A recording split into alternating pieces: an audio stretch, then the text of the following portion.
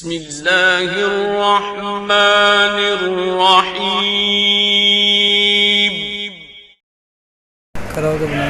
کہ جس خالق کائنات نے ہم کو یہ بہت خوشی والا تہوار نصیب فرمایا ہے،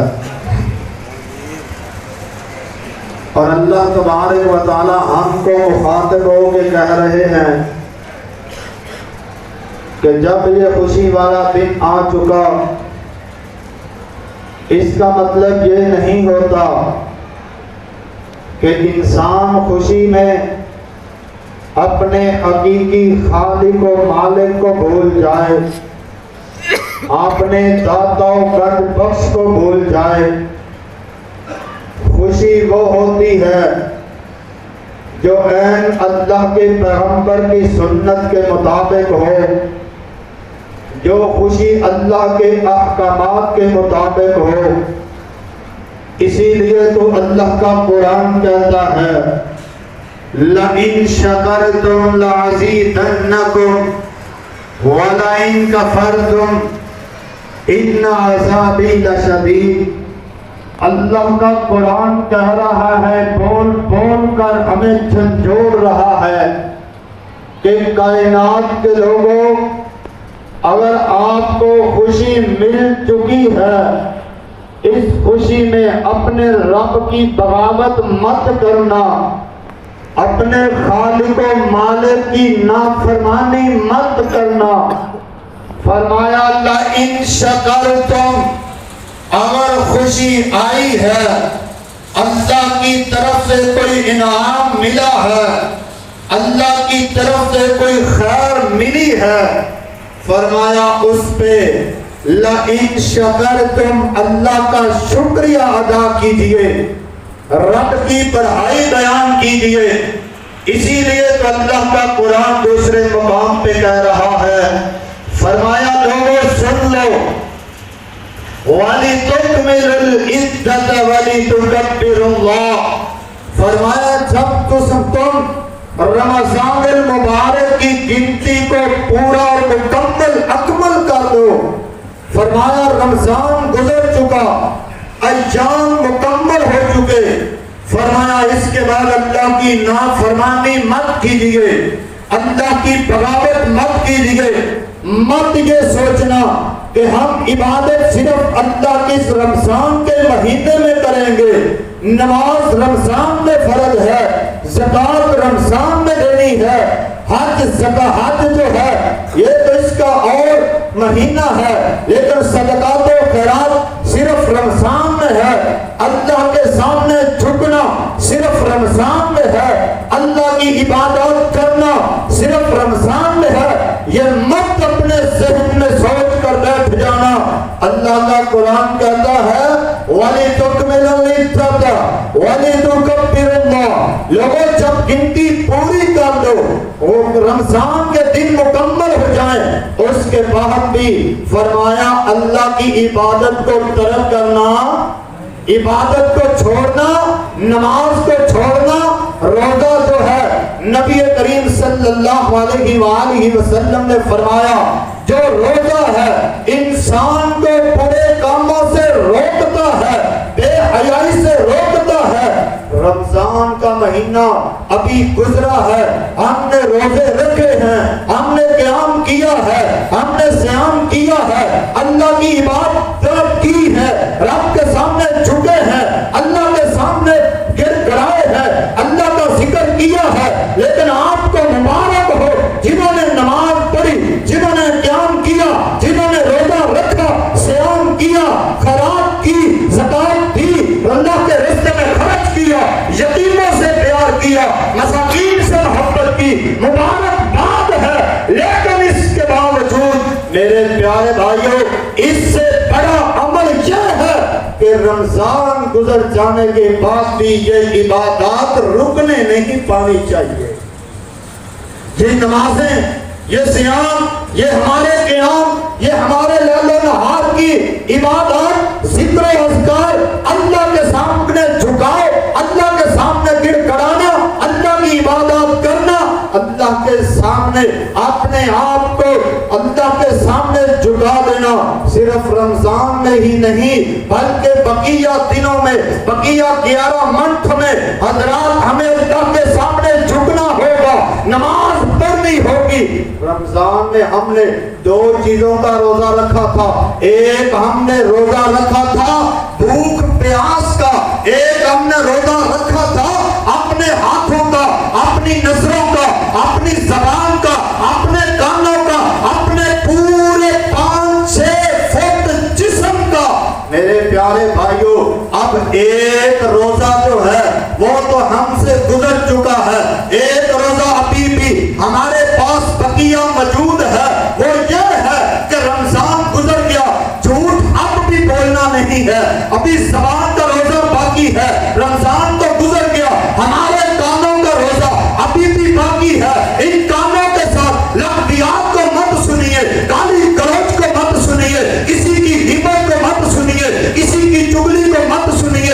ابھی حضرات ہماری آنکھوں کا روزہ باقی ہے، بقیہ رمضان تو گزر گیا، ہماری آنکھوں کا روزہ بقیہ ہے کہ اس آنکھوں کے ساتھ، ان آنکھوں کے ساتھ اللہ کی بغاوت مت کیجیے، ان آنکھوں کے ساتھ حضرات محترم، حضرات آئیے ان آنکھوں کے ساتھ گانے مت دیکھیے، فلمیں مت دیکھیے، ان آنکھوں کا روزہ بقیہ ہے۔ ان آنکھوں کے ساتھ دیکھ کر اللہ کے قرآن کی تلاوت کیجیے، محمد کے فرمان کی جناب تلاوت کیجیے۔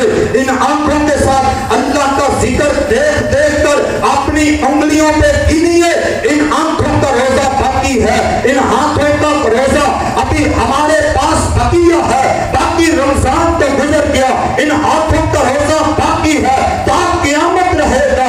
جب تک انسان کے جسم میں جان ہے تب تک ہمارے ہاتھوں کا روزہ، ہماری آنکھوں کا روزہ، ہمارے کانوں کا روزہ، ہماری زبان کا روزہ۔ لغویات سے بچیے، جھوٹ سے بچیے۔ اللہ کا قرآن کہہ رہا ہے، فرمایا یا ایھا الذین آمنوا اتقوا اللہ وقولوا قولا سدیدا۔ لوگوں اللہ سے ڈر جاؤ، رب کا خوف پیدا کیجیے، متقی بن جائیے، پرہیزگار بن جائیے۔ کیوں؟ فرمایا جب متقی بنو گے، پرہیزگار بنو گے، فرمایا لغویات سے بچو گے، جھوٹ سے بچ جاؤ گے۔ جھوٹ ایک ایسی لعنت ہے، محمد عربی صلی اللہ علیہ وآلہ وسلم نے فرمایا تھا، لوگوں جھوٹ جو ہے وہ بہت بڑے بڑے گناہوں کی جڑ ہے۔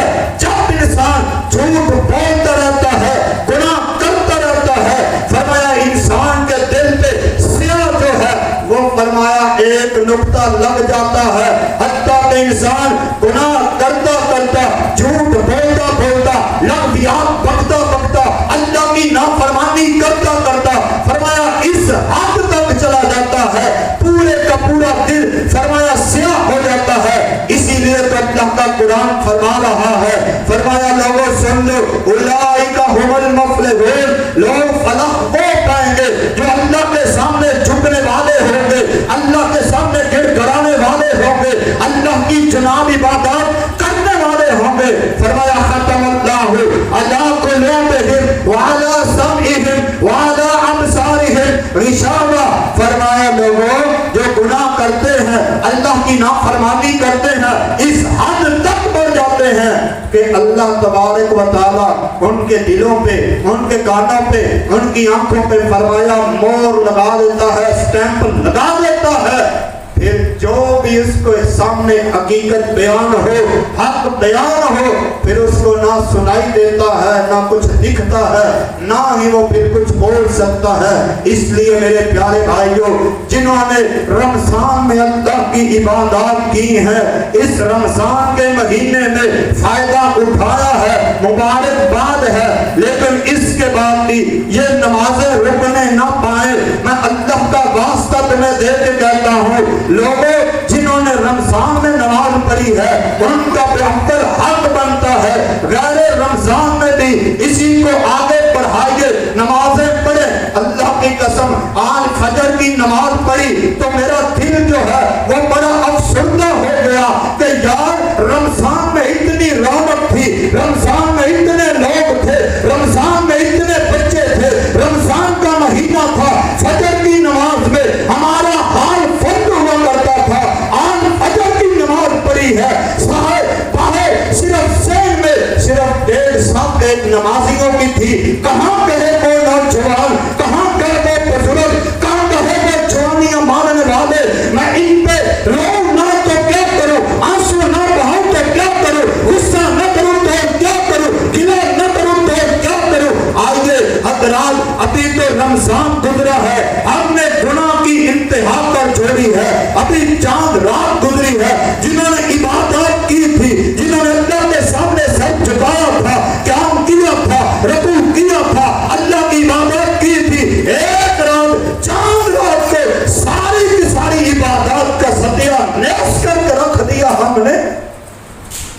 کیا ہمیں رمضان یہ سبق دے کے گیا تھا؟ کیا رمضان نے ہم کو یہ سکھلایا تھا؟ پیغمبر کے صحابہ تھے, رمضان میں بھی قدر کرتے تھے, قیام کرتے تھے, صیام کرتے تھے. رمضان گزر جاتا تھا, ان کے شوق عبادت میں کمی نہیں آیا کرتی تھی. اسی لیے میرے پیارے بھائیوں, ہمیں بھی چاہیے ہم بھی اسی رمضان کی جو عبادات ہے, اذکار ہے, لوگوں سے ملنا ہے, یتیموں سے پیار کرنا ہے, مساکین سے محبت کرنی ہے. یہ صرف رمضان میں نہیں, صرف رمضان کے ایام میں نہیں, لیل و نہار میں نہیں, بلکہ رمضان کے بعد بھی یہی عبادات آگے بڑھنی چاہیے.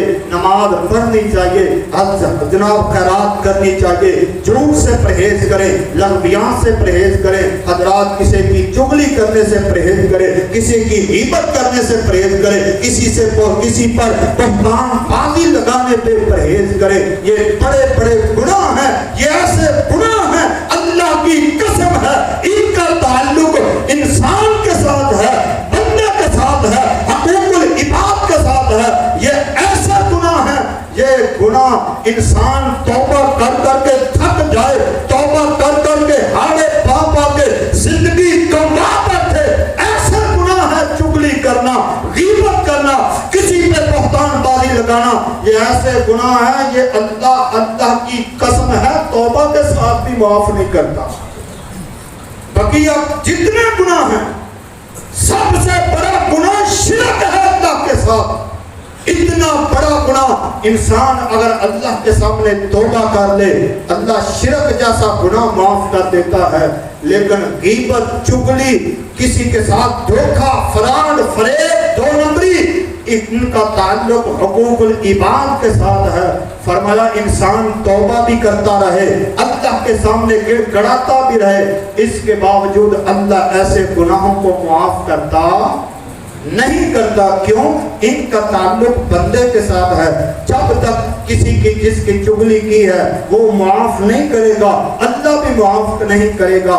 حدیث بخاری ہے, آقا نے صحابہ سے پوچھا, آخری حدیث, آقا نے صحابہ سے پوچھا, صحابہ بتائیے مفلس کس کو کہتے ہیں, مفلس کون ہوتا ہے تمہارے نزدیک؟ صحابہ کہتے ہیں اللہ کے رسول, ہمارے نزدیک مفلس وہ ہے جس کے پاس روپیہ پیسہ نہ ہو, پراپرٹی نہ ہو, بنگلے نہ ہو, کوٹھیاں نہ ہو, کاریں نہ ہو, یہ دنیا کی رنگینیاں نہ ہو, اسے مفلس بولتے ہیں ہمارے نزدیک.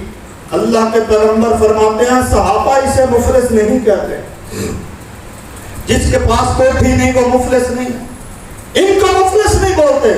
یا رسول اللہ کون ہے جو مفلس ہے, غریب ہے, کس کو کہتے ہیں؟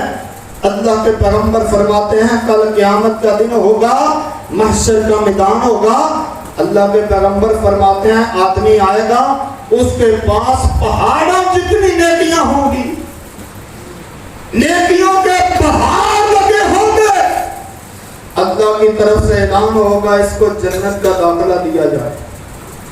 جو ہی اس کو جنت جانے کا اعلان ہوگا, ادھر سے لوگ اکٹھے ہونے شروع ہو جائیں گے.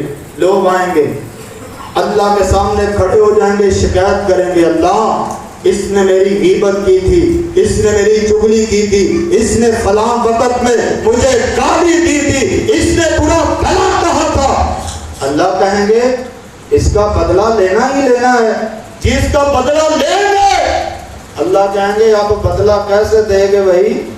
اللہ فرمائیں گے اس کی جو نیکیاں ہیں نا, جو اس کا حق لینے والے ہیں, اس کو اس کی نیکیاں دو بھائی, اس کا بدلہ دو.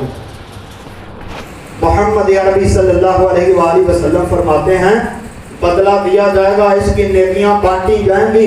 جس کے ساتھ اس نے زیادتی کی، گالم گلوچ کیا، غیبت کی، چغلی کی، حتیٰ کہ فرمایا آہستہ آہستہ اتنے لوگ ہوں گے کہ بدلہ لینے والے اس نوجوان کی نیکیاں جو ہیں بدلے میں ختم ہو چکی ہوں گی، ابھی بدلہ لینے والے باقی ہوں گے۔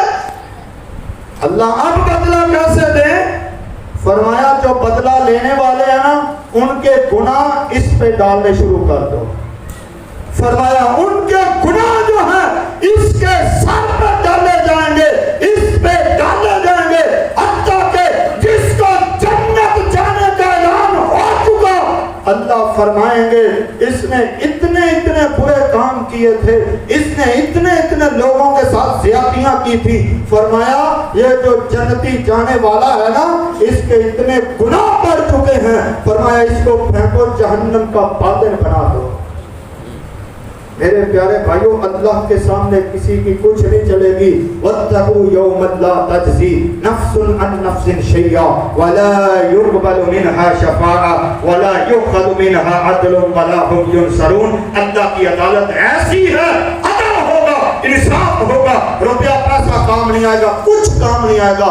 اس سے پہلے اپنے آپ کو سنبھالیے، درست کیجئے، اپنے بھائیوں کے ساتھ، اپنے دوستوں احباب کے ساتھ جن کے ساتھ ہم نے زیادتی کی ہے، ہمیں پتا ہے ہم نے کس کا دل دکھایا ہے، کس کی غیبت کی ہے، کس کی چغلی کی ہے، کس کا دل دکھایا ہے۔ جائیں، آج کا دن بہت عظیم دن ہے، ان کے پاس جائیں، ان سے اللہ کی رضا کے لیے معافی طلب کر لیں۔ اگر معافی اس نے دے دی تو ٹھیک ہے، ورنہ اللہ کی قسم ہے قیامت والے دن رسوا ہو جائیں گے، جہنم کا بادل بن جائیں گے۔ اللہ ہمیں عمل کرنے کی توفیق عطا فرمائے۔ وآخر دعوانا الحمدللہ۔